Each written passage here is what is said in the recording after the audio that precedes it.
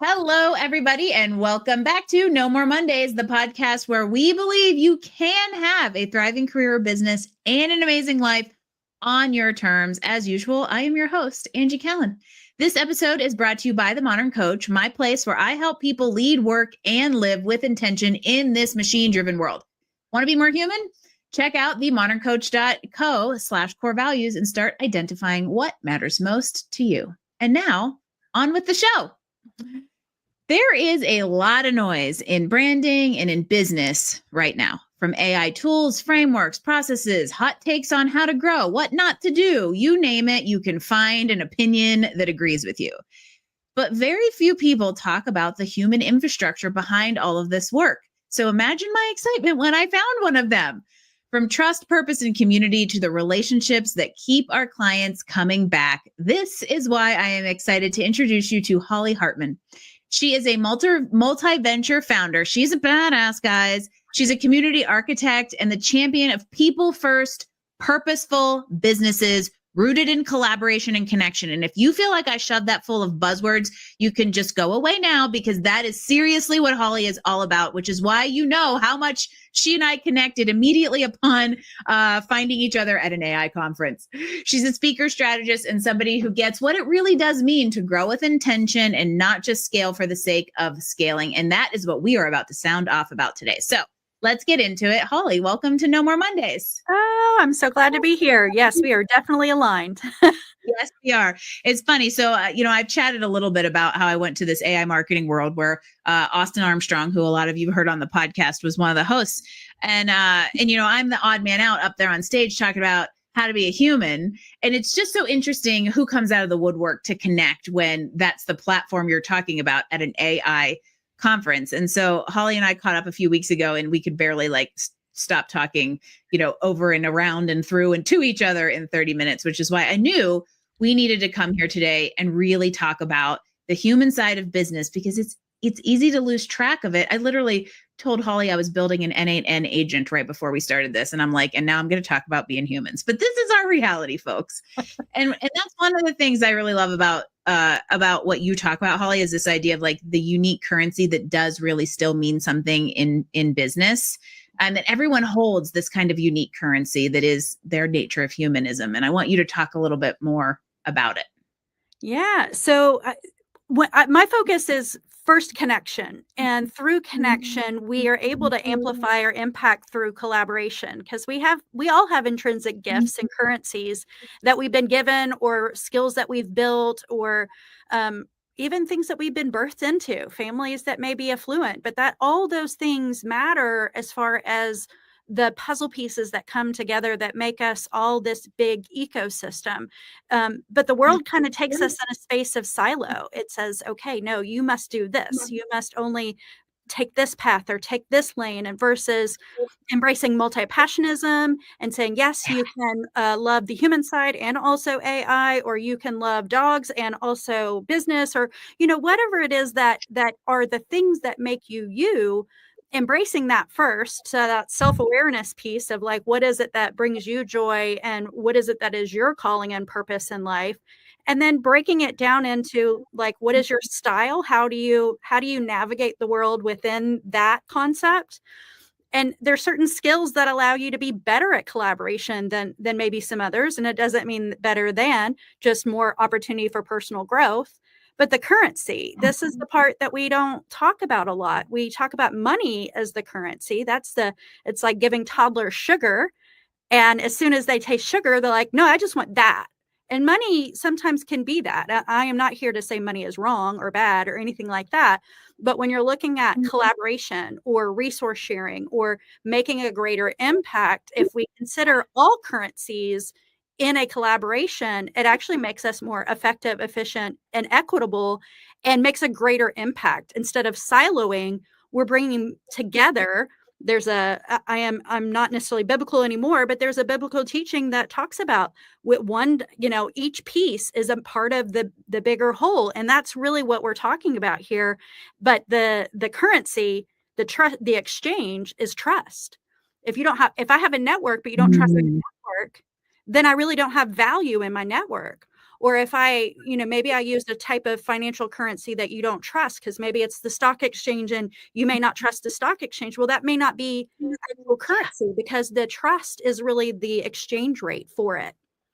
Oh, this is interesting because Mike Kim was recently on the show, and he and I were talking about the economy of meaning, which where I believe trust is the currency. So worlds just collided and some collaboration just happened without the other two people knowing it. But I think what's so interesting about all of this is leaning into that uniqueness that we have enables us to work in a more meaningful, purposeful way, which I know is something you're all about, where we do tap into that economy of meaning where we're not chasing the dollar. Yes, we need the dollar to eat, but now we are building on something much more intrinsic and much more intangible, but stronger. Yeah. Well, how I came about this was really looking at some of I work a lot in social impact initiatives and work in the small business ecosystem, especially for women in business who are startups and founders. And many of them are bootstrapping, and they don't have the funding and necessarily to get started, but they have the passion, they have the grit, they are doing double work just to make it happen. I also work in the racial equity space, so I understand the economic impact of generational wealth that has impacted different races and marginalized communities. And as we see funding getting pulled away from SNAP benefits, and I'm not trying to get political, but there is literally funding coming away from nonprofits and different things where if they relied on those things, and that is solely all they relied on, that reliance is taken away. So how do we then pull resources together? Even right now, I'm seeing my community come together saying SNAP benefits are going away. What are they doing? People are saying, put food out for trick-or-treating so that people have this. Donate to your banks.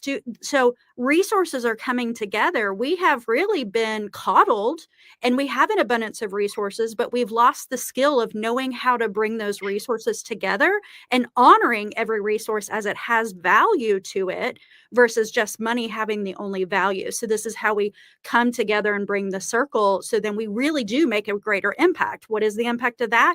People get fed. If they're relying on money, then they may or may not get fed. So how do we bring resources together? And don't worry, Holly, I get political without getting political a whole lot on this show. I do have bracelets that say humans still matter. And I'm just going to say that I thought of that phrase before AI was the reasons that human needed to matter. Okay. And I love this idea of, this is the human component that we talk about and how collaboration over competition, or I could also say, collaboration over selfishness can make a huge difference. And while we'll take this back to maybe a business context, so this does not turn into a full-on shouting into a void together, because I think we could do that too.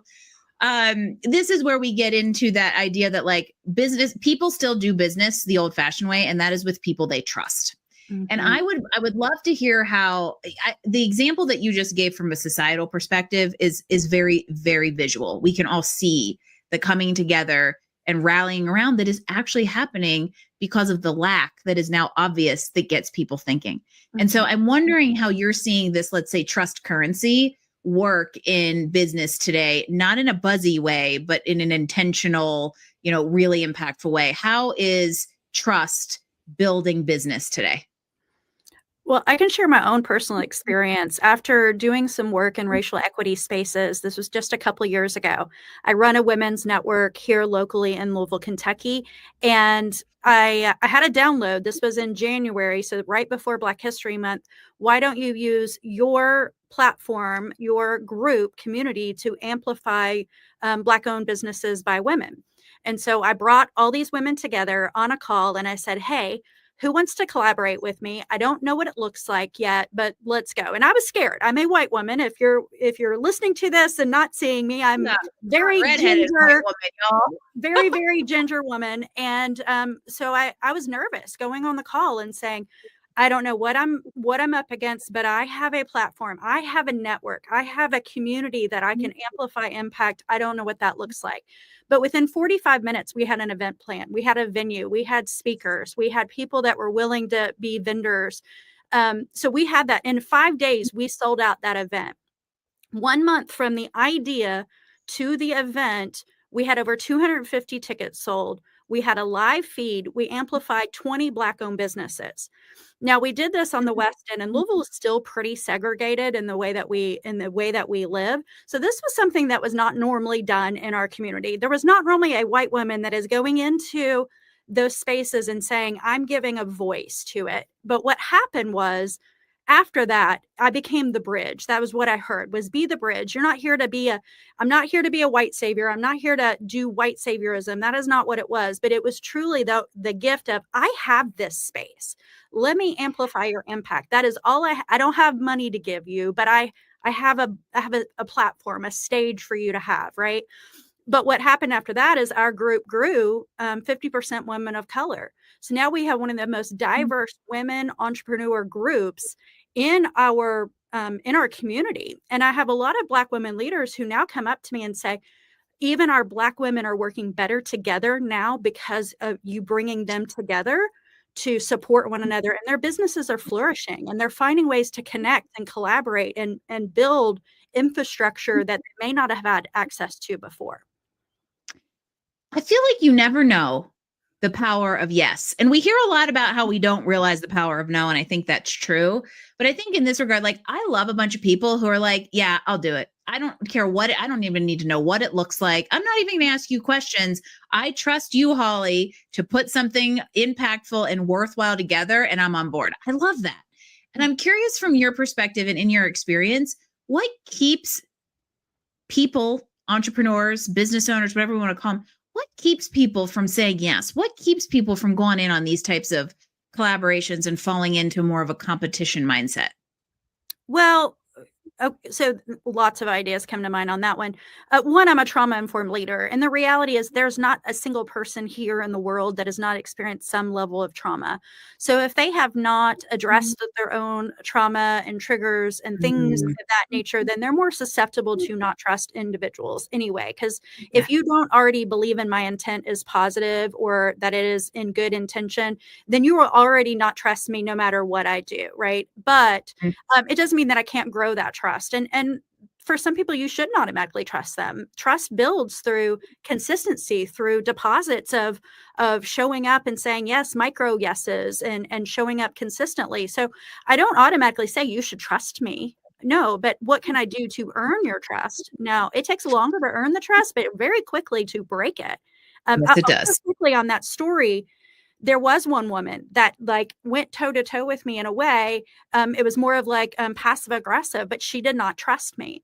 And I understood why, because we did get some sponsorship and there was question on my integrity on whether or not, and it wasn't about me. It was past trauma that showed up in that. And I knew that because I pour into myself and make sure that I am healthy minded and I could hold space and not cause compound trauma and go, okay, what does she need to know? Let me be transparent about what it is that she needs to go. Where did the finances go? How did it get supported? And where did it go in the community? And then a year and a half later, she saw me show up in community, that this wasn't a dip and go. This was a consistently showing up. She later became a client of mine. So it's not always an overnight trust. Sometimes it's somebody else's blocks. And if you just stay consistent with who you are, aligned with your values and how you show up, they may or may not change. And that is okay. But you stay aligned, and they'll either filter themselves out, or you will magnetize the people that will trust you and collaborate with you. Yeah. If you try to be everything to everyone, you'll be nothing to no one. So just root yourself in your authentic values, and you will attract the right ones, and in a way repel the wrong ones, or the neutral will just kind of fall off. And that's how we tease out the people that we're really meant to do business and life with. And I love that perspective on creating a collaborative environment, whether you are like a bunch of independent business owners doing something cool together, or this is your team. You can really take this idea of trust. But one of the things that occurs to me with the everyone's got skeletons, everyone has baggage. Whether you associate it with the word trauma or not is completely up to you. But I believe it is through those hard times that we really do become who we are, and we realize a lot of strengths about ourselves. And I think through that comes maybe the flip side of the trust coin, which is empathy. Yes. And isn't that such another thing that we could get political about, but we will not. And I think that that's where, you're able to say yes to something because you're like, hey, this person's putting himself out there. I'm going to go in, I'm going to try this out, and I'm going to say yes to collaboration because, somebody said yes to my collaboration once. And I think that's such a cool way to look at it. And I think this is a good point to ask you for some advice for everybody out there. And they're thinking, okay, I love what Holly did. That was a super cool idea. I would love to build a little stronger community, or I would like to step into more meaningful collaborations or identify good partners. Mm-hmm. Where do we start if we're not already surrounded by them? Well, there's lots of different ways. One, you really do need to understand your own core values. So once you understand your core values, then you'll be more clear about where you need to put yourself. Like if you like hiking in nature and all of that, then where are those people that you might connect with in that way? I have a quiz that I have created with Collab Code, and it's called Collab Styles. And it's kind of like the Enneagram for collaboration, or Myers-Briggs for collaboration. And it's a free quiz online. And what it'll do is it'll tell you what of 1/8 styles that you are and what percentage that you are. And it will give you a whole sheet. That's a great jumping off point. If you're like, I want to collaborate, I just don't know how, or maybe I did it before and it didn't work. It was a massive failure. I'm scared to death to do it again. Understanding how you collaborate, because there are 8 different ways that you might collaborate, and you might have 1 or 2, you might have some that you're stronger in. For instance, I'm a driver, which means that if you give me an idea, my friends joke, they're like, don't give her an idea because by tomorrow it'll already be created. And so what that does though, in a collaboration for people that have to think a little bit more, I may steamroll them. They may feel like whiplash, like, oh, there's not room for me to actually participate because she's already accomplishing it all. So when I realized I was doing that, I'm like, oh, okay. I get to tell them what my style is so they don't think I'm doing that intentionally. And then I also get to hear theirs and go, how do I blend? How do I make space for both? Because sometimes I don't need to be the one that's always taking action. Maybe there is somebody that can actually put a better system to it if I slow down. And we need those people too. So it's not so much that one way is hierarchy or it needs to be weaponized if somebody is one or the other. It's more of we need all people, all perspectives, all different styles to make it vibrant and exciting and different and impactful. Otherwise, we are doing all of this that you see the million memes that are all the same. The world doesn't need all sameness. We need richness and vibrancy, and it really takes all of us together to do that. Well, and I feel like we're converging into a sea of sameness with the enablement of AI that can only create so much differentiation. I was laughing when you were like, people know to be careful with giving me ideas, because my version of that is, if you give me an idea, I'm going to give you 87 ways to make money on it. And then by tomorrow, there will be a website for it. But the TLDR on that is like, if you have a room full of Enneagram 8s, good luck getting anything actually accomplished. And I hope you still have your hearing after you leave the room and they've all shouted at each other. And this is where like the diversity of teams, the diversity of collaborations is I think is important. And I love this idea of being aware of the type of collaborator that you are so that you can activate complementing skill sets. Also, love that you mentioned values. There's a reason we mentioned core values at the beginning of every single one of these episodes, and it is because it comes up in pretty much every one of these episodes. So if you want the ultimate shameless plug that was not planned, but will help you collaborate better, go do the core values exercise at themoderncoach.co/core values, and then go to Holly's website where we're going to post the link in the show, in the comments, and find out your collaboration style. There you go. We just solved the world's problems. One quiz at a time. One quiz at a time. And so speaking of going to websites and technology, I think this is a good time to kind of think about, we now have a third party collaborator to think about. As we balance the sea of sameness, we also want to try to activate that resource that we have. So we've been talking up until now about, I would say, the very human form of collaboration and community. But now we also have the machine. We have AI, we have technology to come in there and maybe enable it. And you came up with a really creative concept around this. And I want you tell everybody a little bit more about collaborative intelligence? Yes. So collaborative intelligence is where human connection meets like machine meets collaborative intelligence. So if we think about, a lot of the world talks about emotional intelligence, and of course AI is becoming the forefront. And then there is friction with some that don't want to embrace AI, or they're fearful, if I embrace it, then I lose my humanness. And but if you don't use it, then you might be left behind. So there's this push pull kind of friction that is happening. And there's truth to both sides of it. We can lose ourselves in the humanness, or I mean, in the machine. And then but if we don't know how to co-create with humans, then we may actually struggle with co-creating with machine. Then it's just outputting what it thinks we know versus like co-creating with it. So collaborative intelligence is that bridge. It's that human collaboration and human machine collaboration that allows us to go, how do we not lose our humanness, and how do we use these as tools to collaborate to make a greater impact? And many people just don't know how to navigate that. So collaborative intelligence is really a thought leadership on how do we navigate this new era, this next era of collaboration and impact, when we have these new tools to embrace. Because I think it is significant. This is an era shift. And it's so interesting for those of us that have been around for, at least 3 decades, I think, definitely 4. We've experienced essentially 3 eras: analog, digital, artificial intelligence. And I think you hit it spot on with the fact that if you put blinders onto it, you're going to get displaced. And if you are old enough and retired or have enough money, you can afford to do that. But a lot of us aren't in the position. But also, I want to know what the cool new fancy things out there are and do it.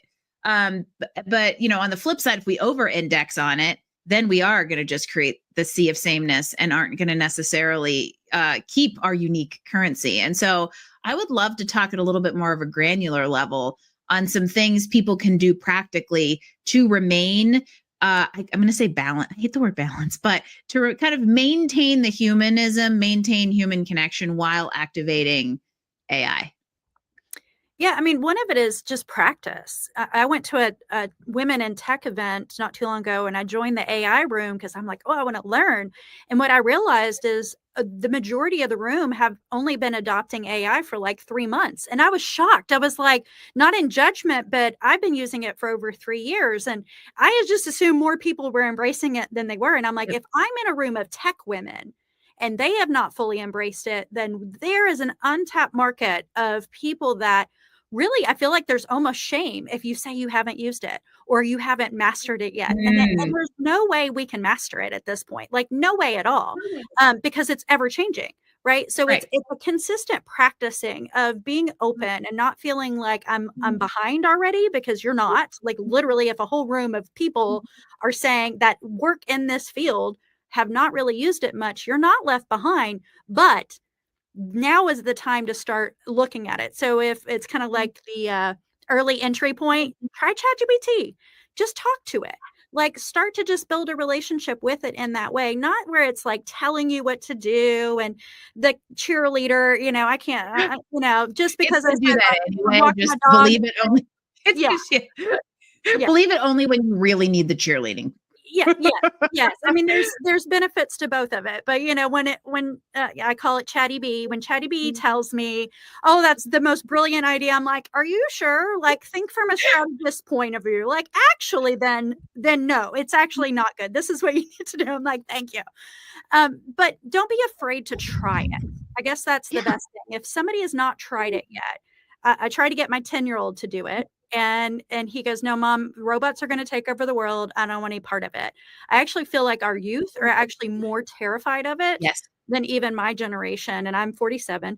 And so that's interesting. I've been talking to some schools lately that they want me to come in and just talk about some of the basics, because I think the education system over the past 3 years have been like, don't have it in our space. No, there's going to be cheating. Don't have it. But they're going to be at a deficit if they're not learning these skills. Yes, I completely agree. It's interesting when you bring up the age thing, because I do think there's, we're of the high adopter age because we're used to newfangled things. Whereas younger millennials and Gen Z it was shoved down their throat. They were adopted it too early, and it created some communication and some developmental challenge, I would even say, which I think then made the pendulum swing the other direction to now younger kids feel afraid of it.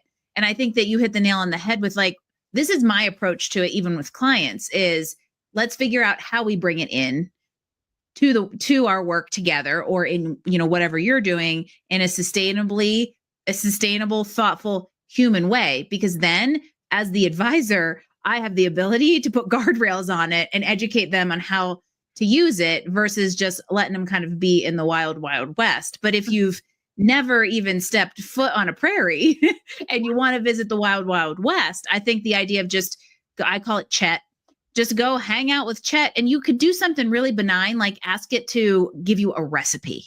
Mm-hmm. It actually gave me a fantastic recipe for tomato jam, which was excellent because we had so many tomatoes. I didn't know what to do with them this summer. And so it could be something really, really simple, or something that like you're educated enough about to look at it and go, okay, I like some of this. Maybe that's a little different. It's totally wrong there, right? But we are putting blinders on to it is too far one way. Mm-hmm. And then trusting it implicitly is too far the other way. Yeah, I'll share two things that I've done recently that using ChatGPT. So if somebody's like, well, I don't need it in my business, I don't, whatever, for life, right?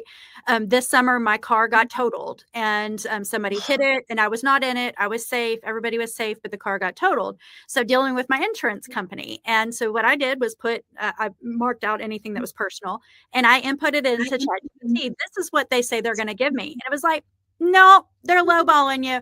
This is how you need to navigate it. So it wrote the email for me. I sent it to them, and I got $1,200 more than what they were asking for. I said, help me negotiate, because I don't know how to negotiate in this. I don't have the skill set or the knowledge about what it is. What is it that I need to do? And they're like, oh, okay. Yep, we got it. I'm like, what? And then last weekend, I decided I was going to make a podcast studio in my storage area. So I took a picture of it all, and I said, help me figure this out. It told me all the materials, where to get them, how to set it up. And in 3 days, I had a podcast studio. So there are so many things that we can do with it to make life just more efficient. Yeah. Yeah. Because it's not like you got dumber for not conceptualizing a podcast studio on your own, right? Because this is where we get to leverage it for to fill weaknesses. Right? Like I am a great idea generator if you give me the concept. However, if you said, Holly, if you said, Angie, give me a way to make money, I would sit here and stare at you. I need one word, and then I can run for days. So, the anti-blank pageness of AI is fantastic. And that's this idea of this collaborative intelligence, right? Is figuring out purposeful, because that is such a word associated with you, ways to remain human, keep human connection, and keep human collaboration while enabling it with these tools that we have. And by the way, I'm just going to shameless plug for you. You mentioned you created a podcast studio, which must mean you're going to have a podcast. So tell us a little bit about it. Yes. So I will be running 2 podcasts on my Collab Code website on thecollabcode.com, and then on YouTube, it'll be the Collab Code.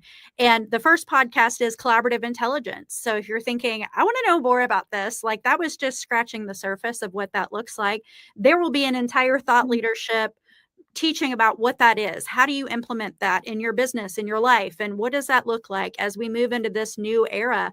And then the other one is called the Human Collab Project, where we talk about your collaboration style. So if you're like, I want to be on your podcast, I want you to interview me, I want to talk about my style, we'll get an opportunity to talk about that. So people can hear stories of going, oh, that's why that didn't work. Oh, or that's what worked well. So we can learn how to actually do the skill of collaboration. So both of those will be launching before 2026. Yay. Sign me up. There you don't you love when you're recording a podcast, you just invite yourself as a guest on the other person's podcast, because they can't say no, because we are live right now. You're more than welcome to be there. Yes. Yes. I was taking some liberties and thinking so. How does everybody keep track of that and find out when it starts to air, and also just find these other great resources? I mean, your branding is amazing. Your websites are awesome. How do people tap into all things Holly? Yeah. So one, if you're watching us on LinkedIn, go to LinkedIn and literally connect with me. You don't even have to follow me. Connect with me. I want to connect with you. That's my top core value. So Holly Hartman on LinkedIn, and then you'll see all of the things that I'm doing. But if you go to thecollabcode.com is one way that you can access me. And then I have the pop.agency. So that's my branding and ecosystem strategy. And the Collab Code is going to talk about a lot more of what we shared today and expand it even more. So if you need coaching, consulting, or just want to better understand it, there's a couple free quizzes on there on the resource page that you can take today and just go running with it. I love anybody that wants to talk about this kind of stuff, because we got into the AI a little bit because of the collaborative intelligence, but I don't want all of you to lose sight of really what the core of this conversation was. And that is real human connection. And I would even go so far to saying that because of the collaborative intelligence we now have available to us, the human aspects of those collaborations are going to become even more critical and important as we reconnect in the level of disconnection that we all have. And as I think people seek more of that, considering there's a third party in our collaboration. And for all of you out there, I want you to remember that, there is enough room for all of us, and you will be better together. What's the African proverb? If you want to go fast, you go alone. If you want to go far, you go together. You will never lose out by focusing on collaboration over competition. Yes. There's our mic drop moment. So as we wrap up, Holly, I want to let's give everybody a little like fun fact about you. As a multi-business owner, what is something that you have found used to be a business rule and no longer applies, or a rule of business that you've broken and it worked out better than expected? Oh, I used to loathe people that told me to niche down, loathe it, and just was angry because I am neurodivergent. So to make me focus on one thing, that was just against who I am as an intrinsic human being. But that was really what I struggled with. But now I understand why I have done so many different lanes, as it actually is converging to what I'm doing now. So it's more of I'm okay with niching now. I have more clarity now, but it's only because I've done all these different things that it is now becoming that. So if you're in that focus of going, don't tell me to niche, I love all these things, at some point they may actually converge into a niche. They just haven't done that yet. And that's kind of where I'm at. It's sometimes it's not that first. Sometimes it comes later. And I think the reverse is true too, because I think mine's the opposite. But I'm also hyper focused, not neurodivergent. So this makes sense of I'm going to start here. And in starting here, you realize you have multiple lanes, and then you realize what the common theme of all the multiple lanes is. So it's almost like I started here and went up within an umbrella. But sometimes it works well to try a bunch of things out, and then you funnel down, or you realize what the commonalities are across the board, and you really get to work in that purposeful, meaningful way. I fully believe that this is one of the things I love about business is we have the complete creative license to develop something super uniquely intimate and connected to us. And you're a great example of that, Holly. Oh, thank you. Thank you. And I call that the red thread, the thing that is the common theme that goes through. Yeah. I love it. The there thread of the red thread. I love it. Holly, this has been amazing. Thank you so much for joining me and giving everybody so many. There's lots of really good little tidbits in here, and I appreciate you being willing to share your Monday morning with me and with everyone out there. Thank you again for being on the show. Thank you. And to everybody out there, once again, I am Angie Callen, and this is No More Mondays. If you haven't already, we are dropping a midweek momentum episodes on Wednesday afternoons to help you push through the week. So check it out if you just need a little bump to get through the hump day. Otherwise, I will see you next week for another edition of No More Mondays podcast. Holly Hartman, thank you once again.